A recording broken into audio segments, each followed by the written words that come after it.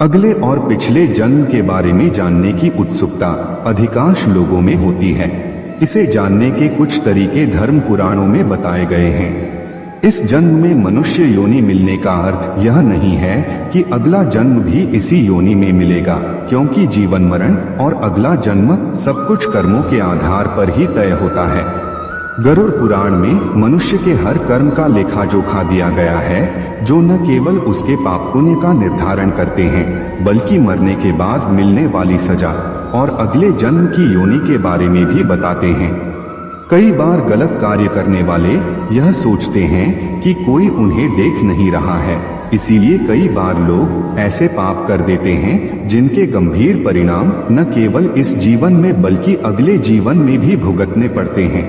अगले जन्म को लेकर लोगों के मन में जिज्ञासा होती है कि वे मनुष्य बनेंगे या पशु या फिर कीड़े मकोड़े।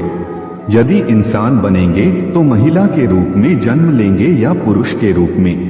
इस बारे में गरुड़ पुराण में जो बताया गया है उसे आप इस वीडियो में आगे देखेंगे। दोस्तों, पाप कर्मों के अनुसार आपको अपने अगले जन्म में मनुष्य, पेड़ पौधे, कीड़े मकोड़े, पक्षी, सांप, छछूंदर इत्यादि योनियों में से कौन सी योनि मिलेगी, यह जानने से पहले जानना जरूरी है कि क्या सच में पुनर्जन्म होता है। आइए इस बात को एक उदाहरण से समझते हैं। कई बार बालक जब पैदा होता है तो उनमें किसी प्रकार का दोष होता है। कई बालक किन्नर पैदा हो जाते हैं या फिर ऐसे पैदा होते हैं जिनमें कोई शारीरिक दोष होता है।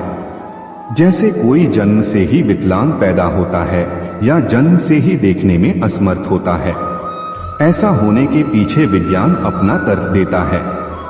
दोस्तों, धर्म ग्रंथों में इसके पीछे का कारण कर्मफल दोष बताया गया है, क्योंकि इस जीवन में बच्चे को उसके पिछले जन्म के कर्मों के आधार पर कष्ट भोगना तय होता है, इसलिए शारीरिक असमर्थता पैदा होने के साथ ही आती है। भविष्य पुराण में लिखा हुआ है कि पांडव भाइयों को अलग अलग घरों में जन्म अपने अपने कर्मों के अनुसार मिला था। गरुड़ पुराण में लिखा है कि जब तक शिशु माँ की कोख में रहता है तब तक उसे पिछले जन्म का सब कुछ याद रहता है। उसे यह भी स्मरण होता है कि उसने पिछले जन्म में क्या क्या कर्म किए थे। दुखी होकर वह जीव ईश्वर से यही प्रार्थना करता है कि इस जीवन में वह सत्कर्म करेगा और भगवान का नाम जपता रहेगा। परंतु जैसे ही शिशु माता के गर्भ से निकलकर इस पृथ्वी लोक पर आता है, ईश्वर की माया द्वारा उसकी स्मृति खत्म कर दी जाती है और वह जीव फिर से सब कुछ भूल मोह माया में कुछ ऐसा उलझ जाता है कि परमात्मा के लिए उसके पास समय ही नहीं बचता। गरुड़ पुराण में जीव के द्वारा किए जाने वाले कई तरह के पापों और उन पापों के निमित्त जो भी सजाएं दी जाती हैं, उसके बारे में भगवान विष्णु ने विस्तार से बताया है। जो व्यक्ति पराई स्त्री से संबंध बनाता है उसे नरक में जाना पड़ता है। वहां उसे कई कष्ट भोगने पड़ते हैं और इसके बाद उसे अलग अलग योनियों में एक के बाद एक कई जन्म लेने पड़ते हैं। वह सबसे पहले भेड़िया बनता है, फिर एक कुत्ते के रूप में जन्म लेता है, उसके बाद सियार, फिर गिद्ध, फिर सांप, फिर कौवा और अंत में बगुला बनता है। इन सब योनियों के कष्ट झेलकर उसे फिर से मनुष्य योनि की प्राप्ति होती है। लेकिन जो व्यक्ति किसी स्त्री के साथ जबरदस्ती संबंध बनाता है उसे तो नरक भोगने और कई योनियों में जन्म लेने के बाद मनुष्य योनि में किन्नर के रूप में जन्म मिलता है। गरुड़ पुराण में बताया गया है कि जो व्यक्ति अपने बड़े भाई का अपमान करता है, समाज के सामने उसे लज्जित करता है, अगले जन्म में वह व्यक्ति कौंच नामक पक्षी के रूप में जन्म लेता है। इस योनि में उसे 10 वर्षों तक का कष्ट भोगना पड़ता है, उसके बाद ही उसे मनुष्य योनि प्राप्त होती है। दोस्तों, गरुड़ पुराण के अनुसार अपने सच्चे मित्र का अपमान करने वाला गधे की योनि भोगता है। गधे का जीवन काल 25 से 30 वर्षों का होता है। अब यहाँ आता है कर्म फल सिद्धांत। अगर आपने अपने मित्र को इतना कष्ट दिया है कि उसे सारी उम्र पीड़ा भोगनी पड़ती है, तो समझ लीजिए कि 25 से 30 साल गधा बनकर अगले जन्म में अपने मालिक का अत्याचार सहेंगे।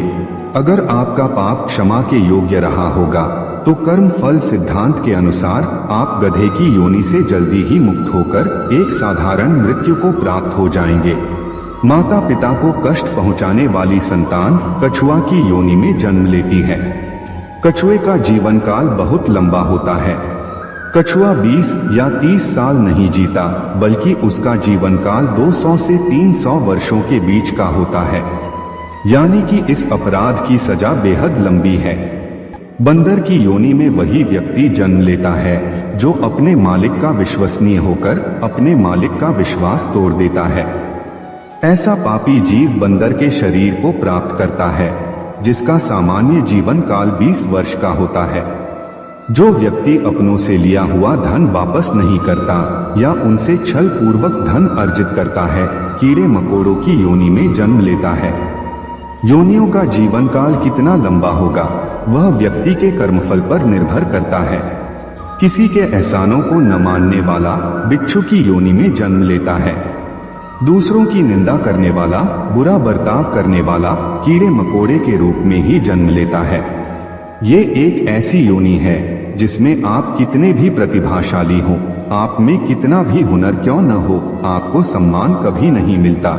उदाहरण के लिए एक चींटी को ही ले लीजिए।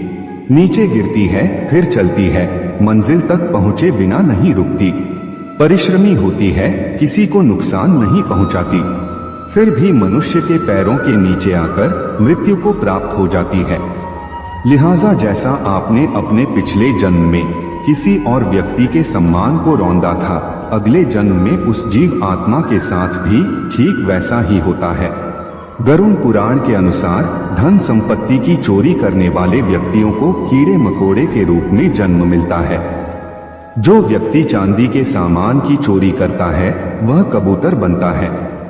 जो व्यक्ति वस्त्रों की चोरी करता है वह तोता बनता है। सुगंधित पदार्थों की चोरी करने वाला व्यक्ति छछूंदर के रूप में जन्म लेता है। किंतु यदि अपराध चोरी से बड़ा हो तो और भी कष्टदायी योनि प्राप्त होती है। जो व्यक्ति किसी की हत्या करता है तो उसे गधे की योनि में जन्म मिलता है। उसके बाद वह हिरण की योनि में, फिर मछली, फिर कुत्ता, फिर बाघ और अंत में मनुष्य की योनि प्राप्त होती है। देवताओं और पितरों को संतुष्ट किए बिना मरने वाला व्यक्ति 100 वर्षों के लिए कौवे की योनि में ही जन्म लेता है। इसीलिए पितरों के श्राद्ध कराते समय कौवे को भोजन कराकर संतुष्ट करने का महत्व है। कौवा की योनि के बाद मुर्गा और फिर 1 महीने के लिए सांप की योनि में रहने के बाद ही उसके पापों का अंत होता है और उसे मनुष्य योनि में जन्म मिलता है।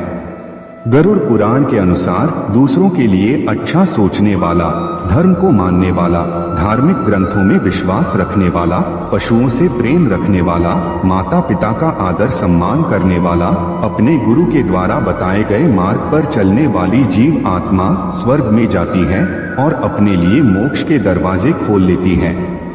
हम सबको इस धरती पर अलग अलग योनियों में तब तक जन्म लेना पड़ता है जब तक कि हमको मोक्ष की प्राप्ति नहीं हो जाती। लेकिन दोस्तों, यहाँ एक प्रश्न और उठता है कि जब हम अपने पाप कर्मों के अनुसार नरक की सजा भोग लेते हैं तो पुनर्जन्म में सजाएं क्यों मिलती हैं? इस प्रश्न का उत्तर भगवान विष्णु ने पक्षीराज गरुड़ को गरुड़ पुराण में स्पष्ट बताया है। गरुड़ पुराण में लिखा है कि कई बार जीव आत्माओं के कर्म इतने बुरे होते हैं कि जीवात्मा को नरक में यातनाएं तो भोगनी पड़ती ही है, लेकिन अगले जन्म में भी इन कर्मों का बोझ ढोना पड़ता है। जैसे कि किसी महिला के साथ दुष्कर्म करने वाली पापी आत्मा अगले जन्म में किन्नर के रूप में पैदा होती है। इसे हमारे धार्मिक ग्रंथों में कर्म फल का सिद्धांत कहा गया है, यानी कि जैसी करनी वैसी ही भरनी। इस कर्म फल सिद्धांत के अनुसार अगर पाप बड़ा है तो सजा लंबी मिलेगी और अत्यंत दुखदायी भी होगी, और यदि पाप कर्म सामान्य है तो सजा भी कम होगी। दोस्तों, अब आपको भी समझ आ गया होगा कि मनुष्य योनि कितनी दुर्लभ है।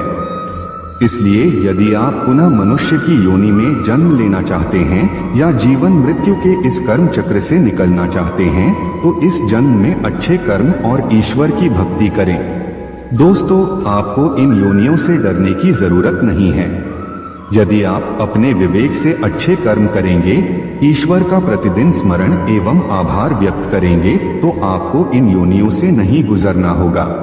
दोस्तों, आशा करते हैं कि आपको हमारी यह कोशिश पसंद आई होगी। अगर हमारा प्रयास सफल रहा हो तो प्लीज वीडियो को लाइक कीजिए और ऐसे ही वीडियोस को देखने के लिए हमारे चैनल सब्सक्राइब कर लीजिए।